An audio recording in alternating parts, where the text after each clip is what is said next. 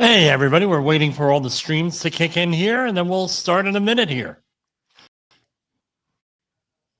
Hi, this is Jim from Safety Wars. Before we start the program, make sure everyone understands that we often talk about OSHA and EPA citations, along with some other regulatory actions from other agencies, legal cases, and criminal activity. Everyone is innocent until proven guilty in a court of law. Proposed fines are exactly that, and they are often litigated, reduced, or vacated. We use available public records, news accounts, and press releases. We cannot warranty or guarantee the details of any of the stories we share, since we are not directly involved with these stories, at least not most of the time. Enjoy the show. This show is brought to you by Safety FM.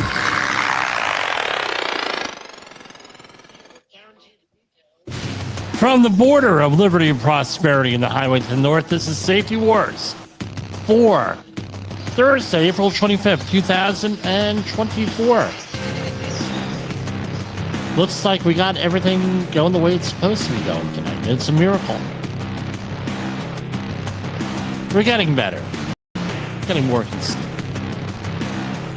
So what I normally do here, just so everybody's aware, I normally, what I've been doing is on YouTube. I've been broadcasting live on the stream, and then I go and broadcast on all the other ones in case there's a technical issue. I can edit it, produce it, and everything else. So if you're on YouTube, you are seeing this live. Everywhere else, it's pre-recorded, except on that Safety FM. Safety FM, it is live. I'm assuming it is, right? But again, I don't trust computers. I was having that conversation with a client today. So look, we're probably, pretty much everybody on the network here, on the Safety FM network, is everybody is pretty adept with the technology. We're all in there, but it seems like that's really them talking to people. I'm not talking about saying anything out of school here, that I'm not supposed to, but a lot of us are like, yeah, we have the computers, we have this, we have that, but we don't really fully trust them because they're computers, right? And then you have the other end, right, where you don't have things that are automated, and you're not in that Rasmussen skills mode if you have a human being, so you try to take the human being out of it sometimes with some designing of our systems so they're automated more, so there's so we don't have to deal with people. So you have that on that end. So you got a lot of conflicting things. And yes, looks like we're up and running on everything. So let's revisit a couple of topics, or at least one topic from last night, where I had mentioned, and it's only gotten worse today. I mean, you're in the New York news here today with all these protests on the college campuses. I really mean that with that, with what I said last night. I'm not going to retract it. I'm not. No, there are some people. Oh, are you sure you want to say it? Yeah, I'm going to say it because as I see it, it's true. No, I see it as true, 100% true. And that is so you're an activist. You're let me turn the volume down on these. You're an activist. You're a college student. You're, regardless of what you are, you're whatever. And you get wrapped up in this. The leaders of these movements are all well established. They are often have money, they have power, they have an audience, they have homes, they have children, they have careers, they have everything that you need, right? Now you have college students, right? And it's all the rules for radicals, guys. And the issue, what we talk about here, the issue attention cycle and everything else. They get people wrapped up into this stuff, college students, young people, and everything else. And guess what happens? Sometimes it's not even their intention to do it. Now you have people breaking the law and ruining their future. I talked about one of the former Jim Posel groupies who, when I was involved in politics, she followed me a little bit. She was a local person in central New Jersey. I know that's a debate if you're from New Jersey, right? sort of like the Taylor ham and pork roll debate. And she wrote some very controversial articles and did some interviews and posts and things on social media. Before you know it, she, because the whole cancel culture thing, she has nothing, right? Nobody knows where she is, basically. We know that she does something in Northern Virginia and she is gainfully employed. However, she had to go completely off the grid for the most part. I think she might have even had to change her name over this stuff. Why? Because the leaders in the movement guided her in a certain way. I remember with certain political candidates, and these are not fringe candidates. These were candidates that were established candidates. They had previously held federal, state, and local office, so they were legitimate candidates. It wasn't like a vanity campaign that went out, started running for office, and he had people spending thousands of dollars going into debt for these candidates. Guess what? They're still paying off the debt. And I've been out of this for 15 years. They're still paying debt off. Credit cards, time. They didn't concentrate on their own career. Now they're a couple of years behind in where they should be. Now, all different types of stuff. So you got to be very careful here. Who is looking out for you? What's in it for me, right? Or how's this going to hurt me? How's it going to help me? If you want to go into politics, get involved in this stuff, hey, guess what? You're going to do that. I went to the smaller campaigns. I got into very high-level positions in those smaller campaigns, got to meet a lot of people, got to go to the Capitol, got to meet with, the Speaker of the House, and all this other stuff. Great. But the thing is, your psychological safety, it's always at risk. What do you do? How's this impact? How's this going to impact me 10 years down the line? Because, you're young. You don't have that sort of point of view here. And guess what? As Abby Ferry has said before, and, I've spoken to her once or twice, over the internet. She had a very poignant line. When she used to teach her students, when she did college professor work as an adjunct like me, screenshots don't disappear. So be careful what you put online there. So that's basically it. Number one. Number two, we talked last week on the Hannah Gutierrez-Reed situation, and I got questioned a couple of times on that in the last week by people out on projects and some other locations. Right, I talked about Whistleblower. So we're going to talk about whistleblower protection programs with United States OSHA, right, with that. So we're going to share the screen here, and we are transferring over into other software, but it's been a slow process. All of this behind us is going away in the very near future, and we're always continuous improvement here. We got some new equipment here and everything else, and we're going to go with that. So let's go to our first commercial break, and we will get back to you in a minute. This is Safety Wars. Oh, wrong one. It's Thursday.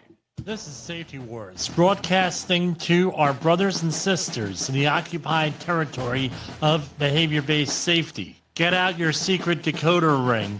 Here is your nightly message. Context drives behavior. Context drives behavior. And let's remember that context drives behavior. What does that mean? That means, well, what's going on? What's going on everywhere else? What are you doing?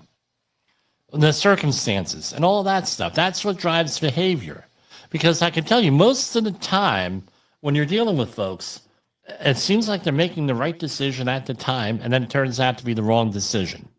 That's why I don't go too hard on people, right, with that. And it's not good if you're a safety professional to go down hard on people with yelling and screaming, and you're right, that leads to number 5. Your reaction matters. Now, yesterday I got into a car accident. Thankfully, nobody was hurt. A guy rear-ended me, and the guy got out, and he's like, "What, you're not upset?" And I said, Well, there's like no damage to my vehicle because I drive a pickup truck and I have my trailer hitch on. So you can imagine the damage that was done to his little tiny car, right? Well, as my father used to say, boy, those trailer hitches cause a lot of damage. But I was like, look, context drives behavior. I don't think that you meant to hit me. I think there might have been something going on, and let's exchange information and go on our merry ways here. And you're not yelling and screaming. I said, why should I yell and scream? Doesn't matter. Your behavior matters with this. Now, OSHA, what they don't really talk about here is this. So OSHA manages, at least in the first reporting process, manages over 20 different federal statutes for whistleblowers. So there's a whistleblower for this, whistleblower for that, whistleblower for that, right? All this, Sarbanes-Oxley and everything else. So I'm on the OSHA webpage. Since this is a safety job website, safety program, we're going to talk about this. So how about us here? OSHA's Whistleblower Protection Program enforces protections for employees who suffer retaliation for engaging in protected activities under more than 20 federal laws. The investigation of complaints of retaliation against employees is conducted by investigators in OSHA's regions. Right, so let's click on that right here. So you have 10 different regions, also federal districts. So here I am in New Jersey and New York area. That is federal district 2. Also Puerto Rico and Virgin Islands are also in federal district 2. So if you ever are bidding on a federal project in region 2, guess what? You have to go and realize that you're going to be working possibly in Puerto Rico. I have an emergency that just came over. I'm going to go to commercial break. I apologize. Hold on, everybody.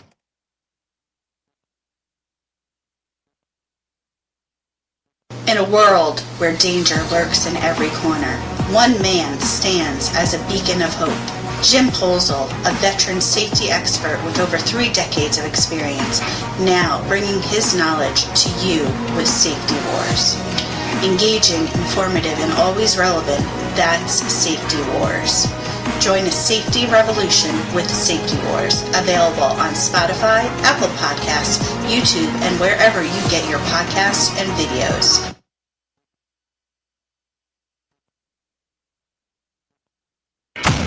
In the professional safety community, communication and planning are just a few keys to your program's success. The question many practitioners have is, where do I start? Dr. Jay Allen, the creator of the Safety FM platform and host of the Rated R Safety Show, has built a global foundation to help you along the way. Go to safefm.com and listen to some of the industry's best and most involved professionals, including Blaine Hoffman with the Safety Pro, Sam Goodman with the Hop Nerd, Sheldon Primus with the Safety Consultant, Jim Pozell with Safety Wars, Emily Elrod with Unapologetically Bold, and many others. As individuals, we can do great things, but as a team, we become amazing. Dial into safetyfm.com today and surround yourself with a powerful force of knowledge and support.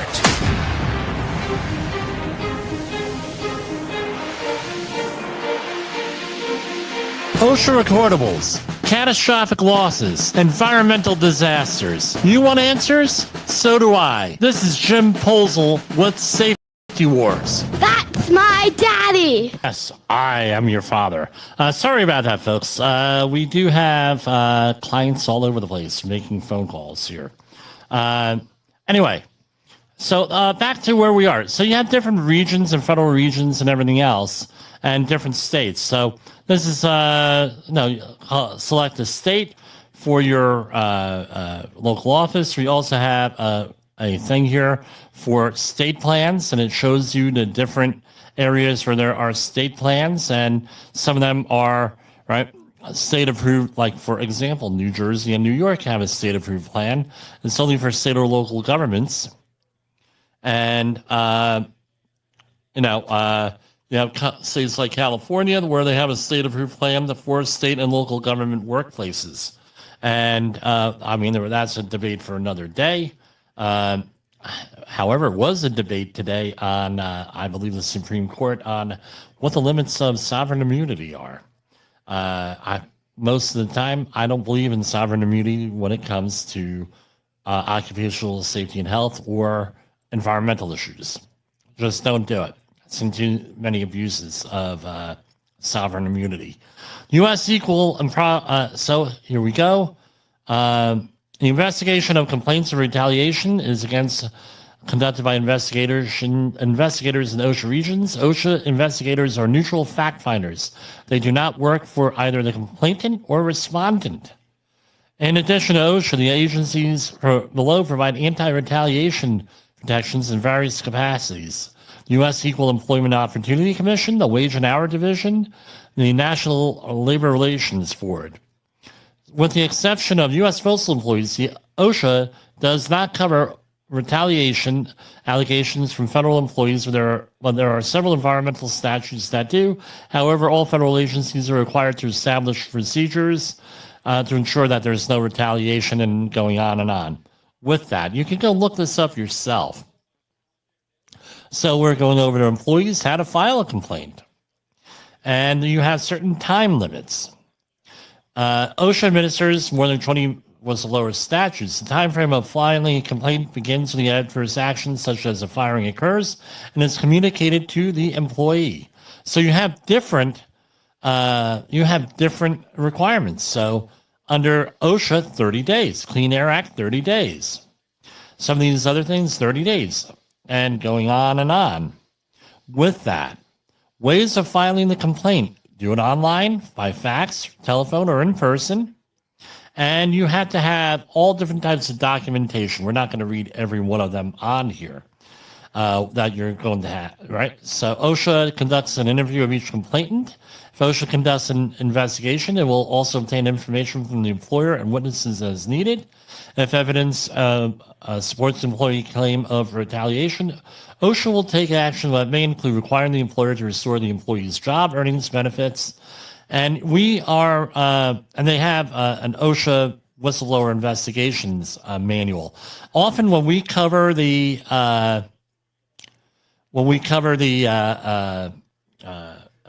Department of Labor news press releases, a lot of those, and I don't read them all.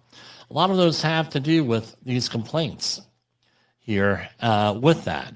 So federal law, know your rights. What are the employee's rights? OSHA, worker rights and protections. You have following rights.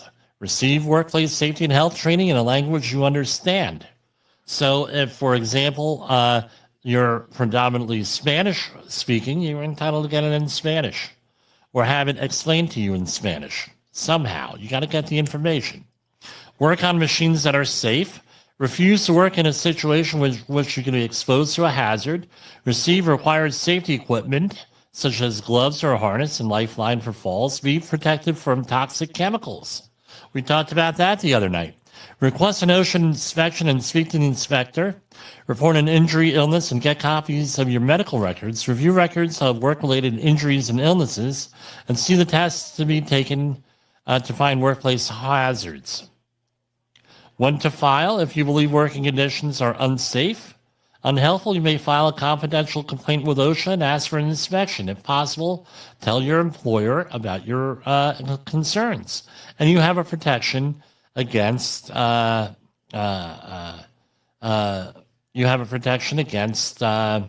retaliation. So we have public service announcements here. So let's see. This is for falls. Let's see if it will. This is an important message from the United States Department. Always wear fall protection when you're working 6 feet or more off the ground. This helps prevent falls from heights, ladders, and unstable work surfaces. OSHA wants you to be safe. For more tips and resources on preventing falls, visit OSHA.gov or call 1-800-321-OSHA. That's 1-800-321-6742. All right. So they have different public, right? That's for general workplace safety there. You also have all different stuff here. Workers' rights in English, French, and everything else. These are 15-second audio messages. Employers have a responsibility to keep all workers safe and healthy while on the job. As a worker, you have a right to speak about safety concerns without fear of retaliation. Learn more about your rights and how we can help you at osha.gov/workers. All right, so that's another one. We're probably going to download some of those here. So you have many different things along those lines dealing with PSAs. You can have videos also. Time limits you have. And you have protection for refusal to perform tasks. Now, if you are a OSHA outreach trainer, this is all your information here. Right, you're supposed to go through the OSHA website, show people, navigate a little bit. Go over the whistleblower stuff. You have a right. Here we have Section 11C. Under Section 11C, a person may not retaliate against an employee because the employee refused to perform a task if the following conditions are met. The employee had a reasonable apprehension of death or serious injury. If the tasks were performed, the employee's refusal was in good faith. The employee had no reasonable or safe alternative assignment. There was insufficient time to have federal or state OSHA or another agency conduct an inspection. Where possible, the employee sought from the employer but was unable to obtain a correction. You also have the Seamen's Protection Act. All right, similar things. Surface Transportation Assistance Act, Federal Railroad Safety Act, and going on and on and on. And UNT visa certifications.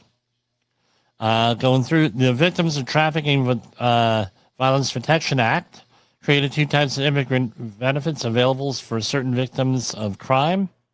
And they've gotten involved with this. It's a little bit controversial, and that's like deep into the weeds here.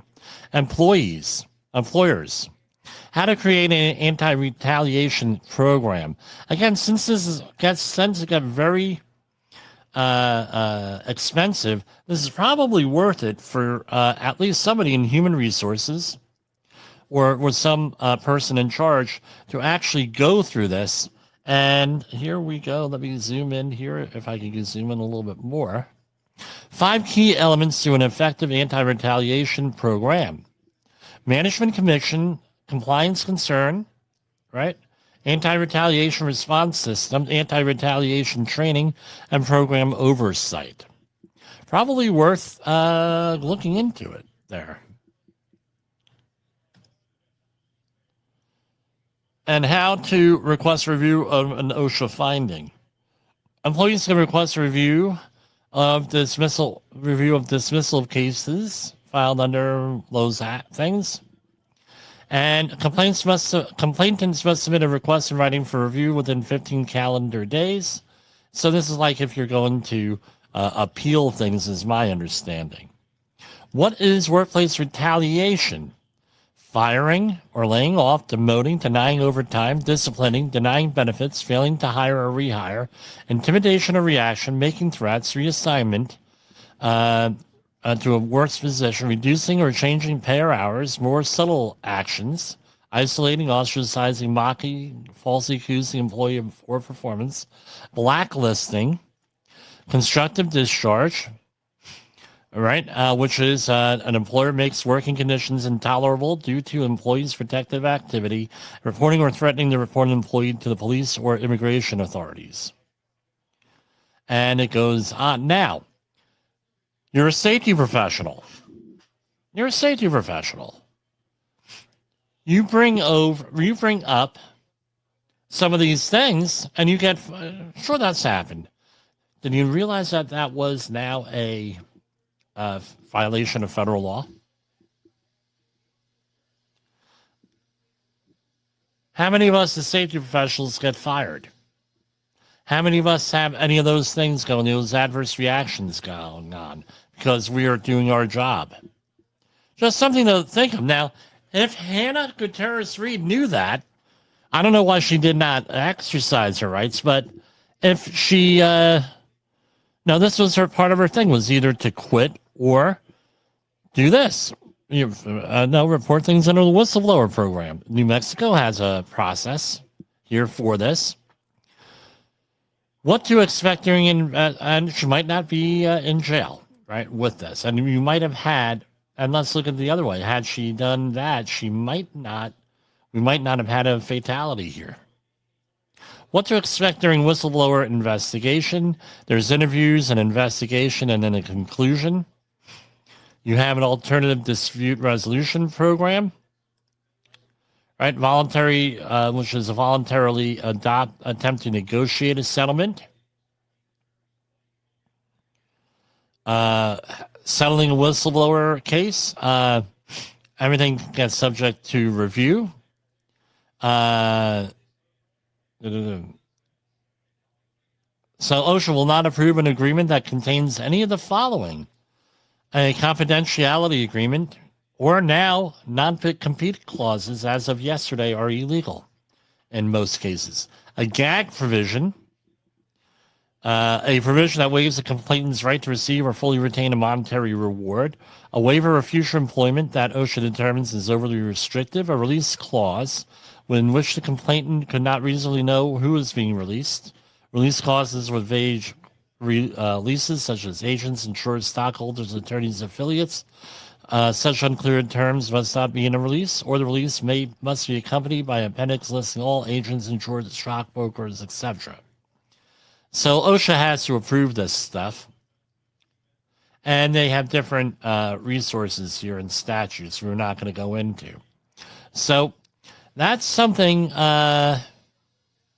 there, right? So here we have the OSHA news releases specifically dealing with whistleblowers here and going back several years with that. And that's what they choose to publicize, but there are a lot of other cases on that.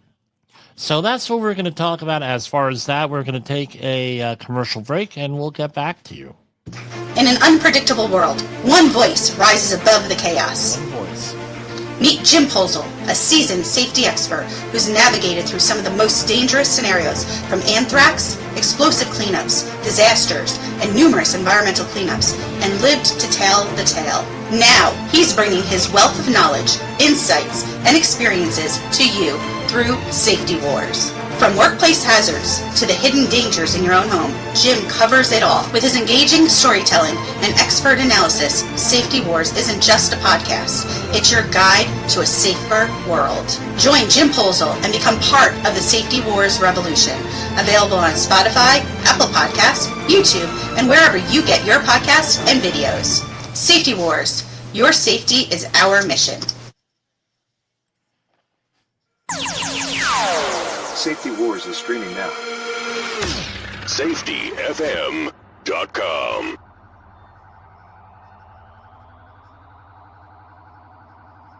This is Safety Wars, broadcasting to our brothers and sisters in the occupied territory of behavior-based safety. Get out your secret decoder ring. Here is your nightly message. Human error is normal. Human error is normal. All right, now, in the next couple of weeks, we have something coming up that, and I don't know why it did not work. That's why we're going to be doing something different next week. Okay, we have next week the National Safety Stand Down for Falls. Let me take myself out from here.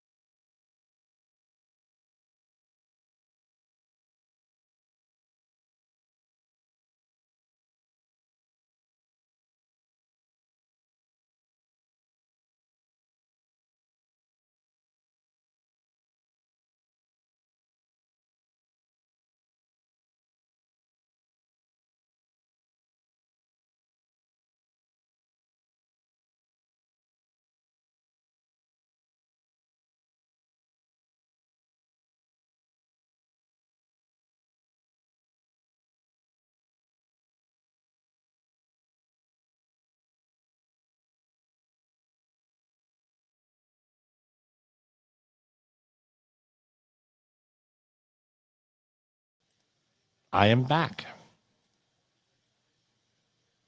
All right. Some of the other stuff.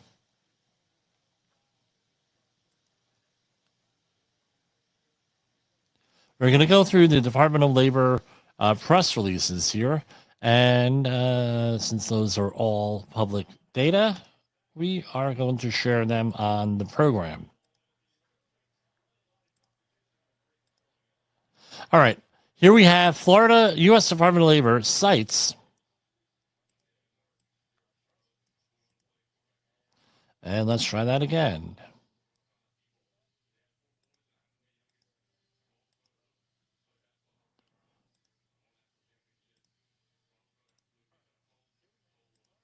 All right. Here we have U.S. Department of Labor cites 2 Florida construction contractors here.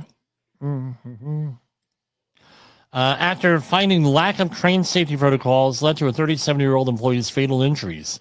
This is out of Orlando. We reported this on the news last October when this happened.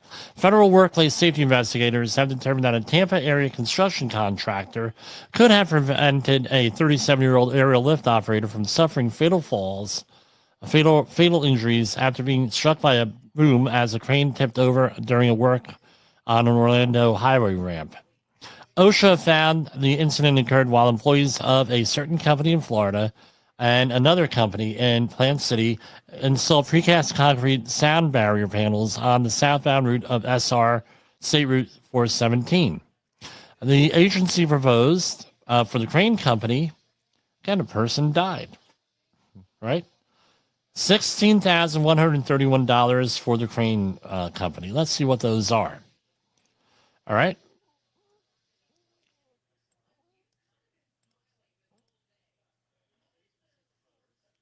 So people ask why, one of the criticisms is very low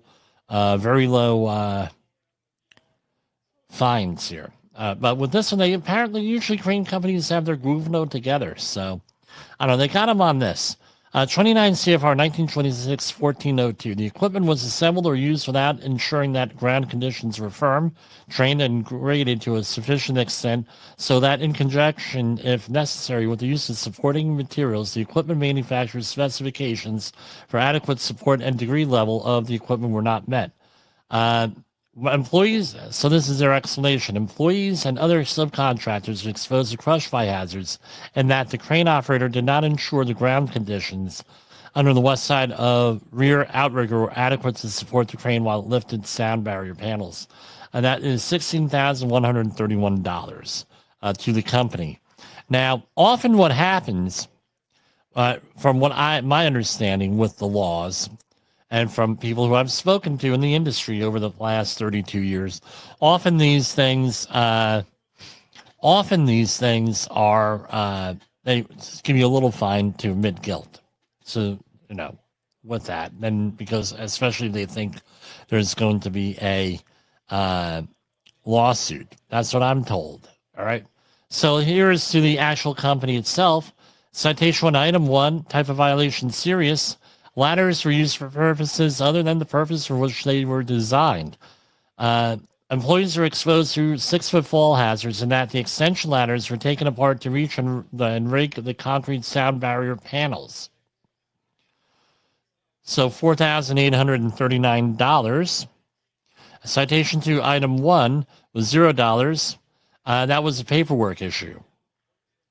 No, again, you have to, if there is an inspection required, you have to have documentation. I went through this with a client today here. So, 4,000, apparently they had all their stuff together. This is just one of those things when this happened, $4,839. And the last one was no documented inspections on chains. Again, it's an issue here. All right. Our next one.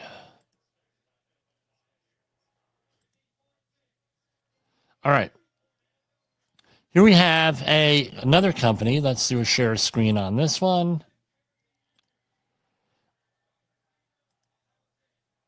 This is going to be a much longer one here. Here we have a trench contractor. Why do I have to do this twice? Hold on with me, folks, if you're on the screen.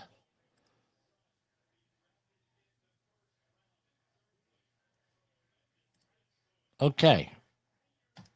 Got to share it twice.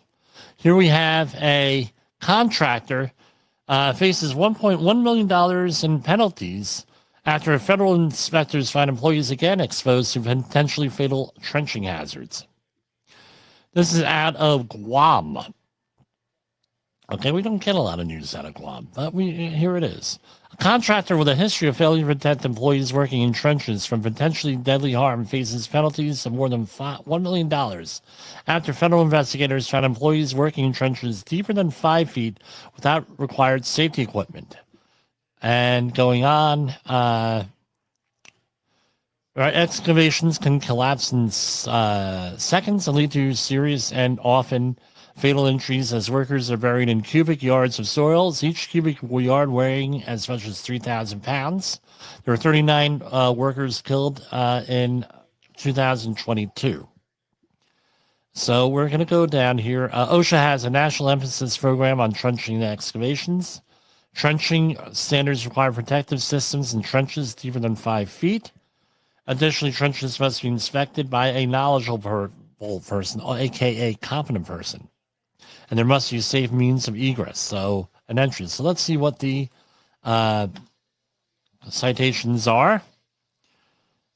Okay, we got extensive, a lot of citations here. So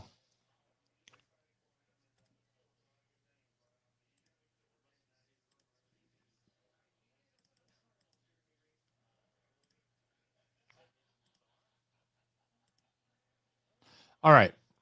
Here we have citation 1, item 1, serious.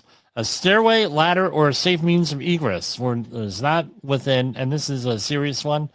Every employee in there has to have a means of egress within 25 feet, usually as a ramp, ladder, or something like that. So a stairway, ladder, ramp, or other safe means of egress was not located in trench excavations that were 4 feet or more in depth.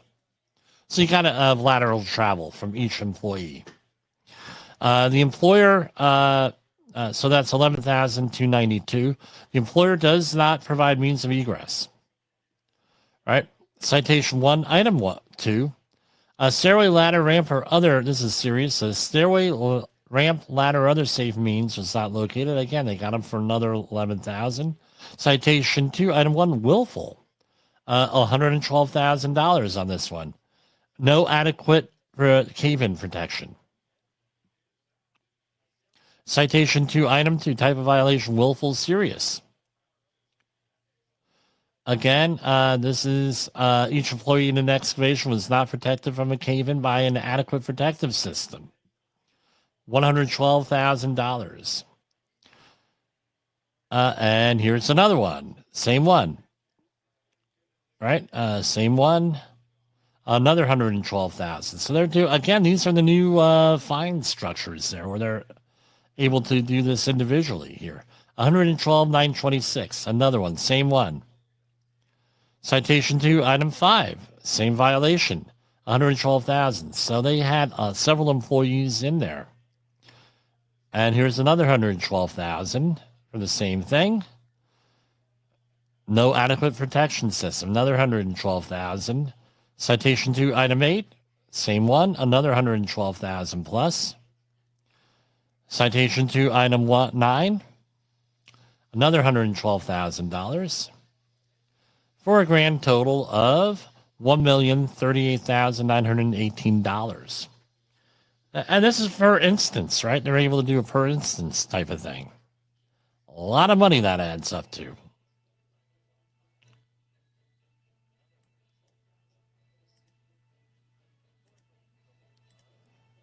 All right, we're going to. All right, and all All right, we're going to go into some of the regular news here, and I'm going to give some commentary here. Let's talk about money here. I mean, these financial markets are going insane here with everything.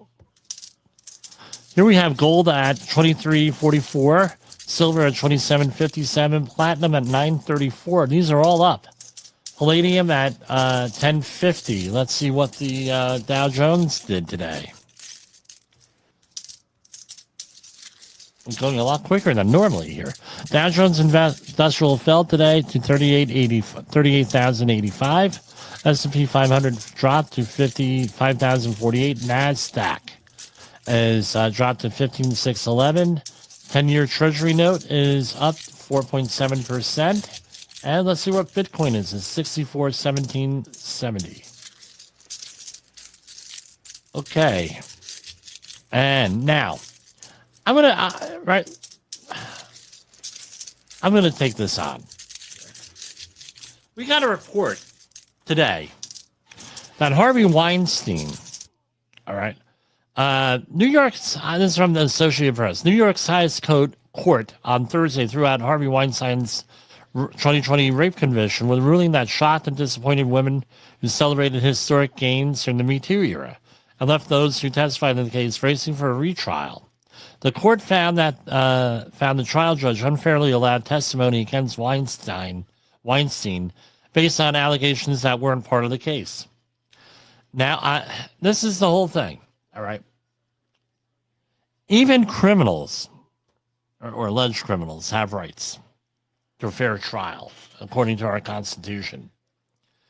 And I think just a lot of these trials, and there are some other ones out there in the last few years that I come to think seem to be politically motivated on a lot of things, right? I was shocked as well as everybody else with the allegations here, and some of them, and I believe, by the way, I believe that probably all of them, or not most of them, are true here. And another one is one that hits a little bit closer to home, and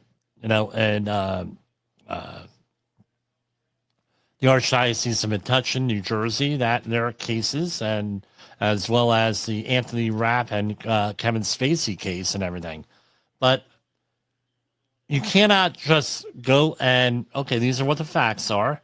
We're going to convict someone based on these facts, and you have a trial by jury or a judge, and that goes through, and you have a fair trial. Okay, that's one thing. But when you start to go over the top, and you try to start character assassination, and then you get the media mob involved, the activists in there, and everything else. Now you had to have a situation where and I'm sure this is going to be appealed somewhere, where by somebody, and this is going to be dragged out for another couple of years.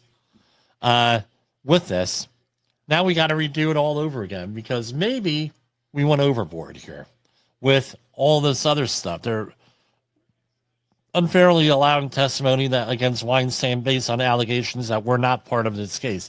And guess what? I'm going to point out to this. This is not like this is not a conservative state. This is not an anti-woman state, the state of New York. This is the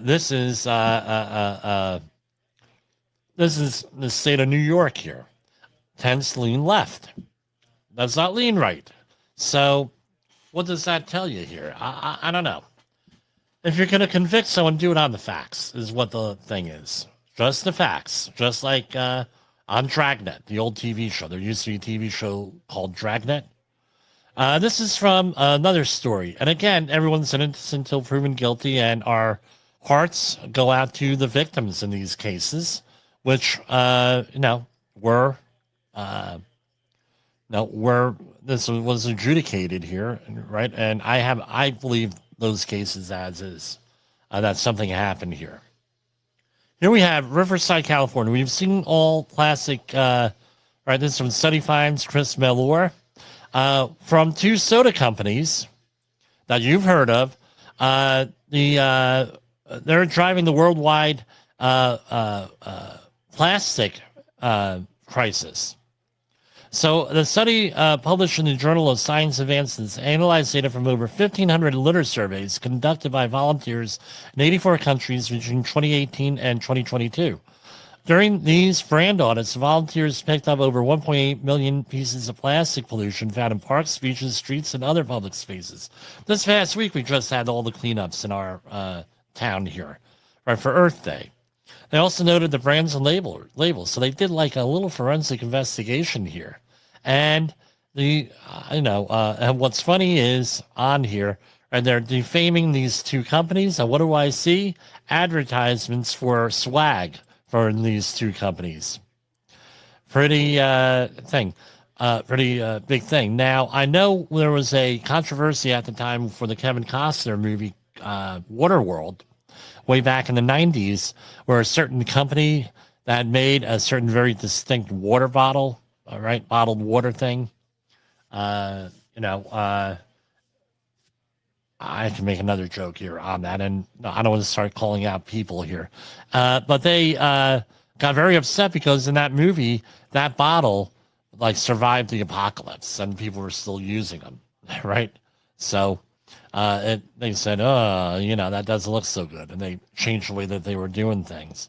If you look to friend of the program, Allison Teal, she is known as the now I'll do a plug for her. She's known as the female Indiana Jones.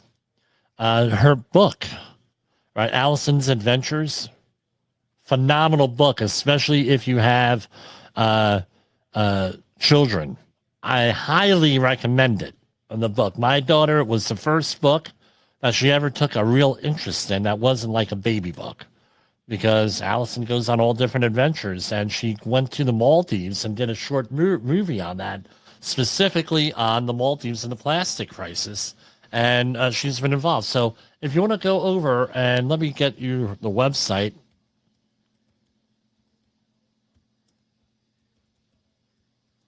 Right. Allison's Adventures is Allison'sAdventures.com.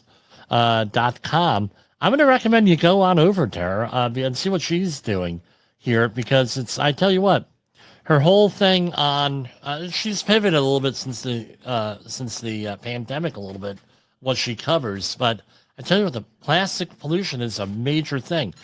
Now, people ask me, how old are you, Jim? And I got some big compliments this week.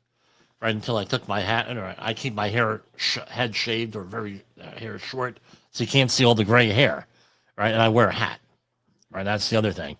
But anyway, no. So I wear all the stuff in there. I look young and blah blah blah. Now, what does that have to do with the other? I don't know. I'm rambling, as usual.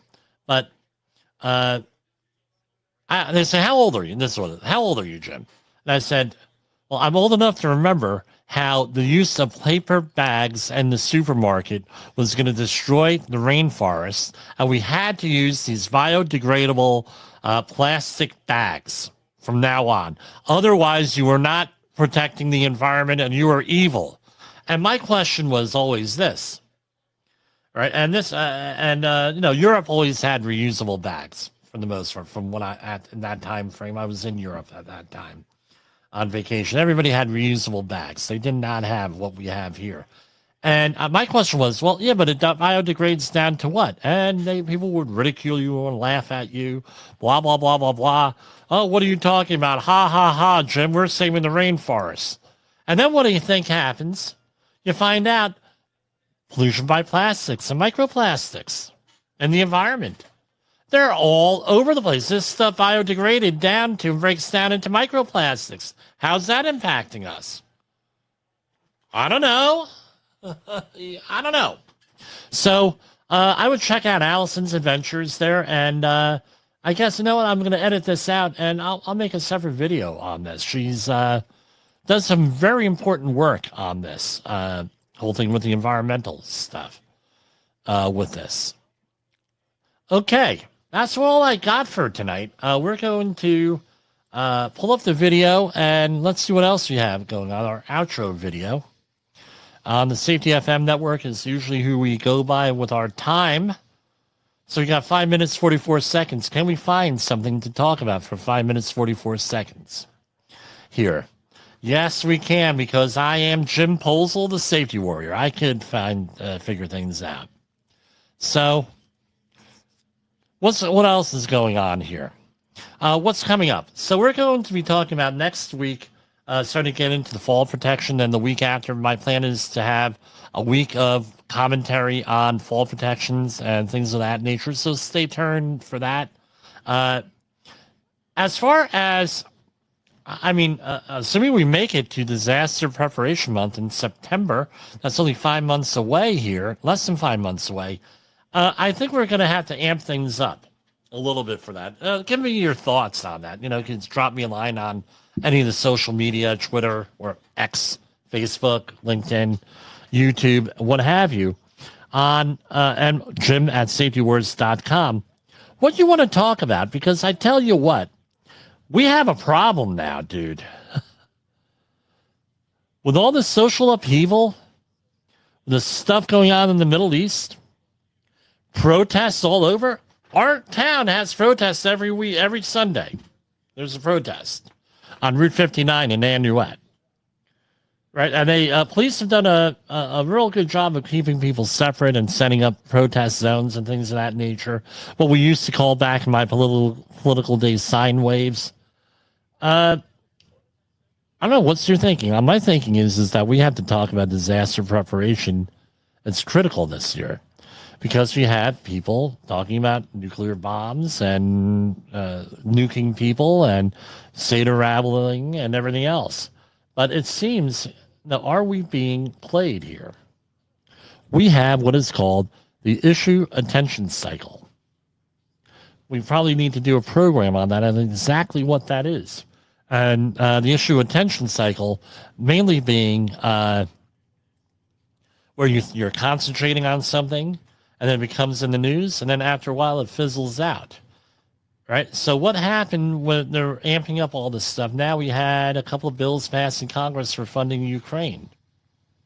Now all of a sudden that's not on the front page anymore. Now we're back to politics and the election and trials and everything else. Are we being played? I don't know. Something we need to do, but as the government says, you need to have enough stuff together for 72 to 96 hours, and I would encourage people to go and do that. And for Safety Wars, this is Jim Posel. We're going to go to our video, our outro video, and why do we play the national anthem? Because I was brought up on broadcast TV before cable that used to put on the national anthem at the end of their broadcasts, and I'm just keeping up that tradition here with that. And sometimes I play some other stuff if it's appropriate. So here we go.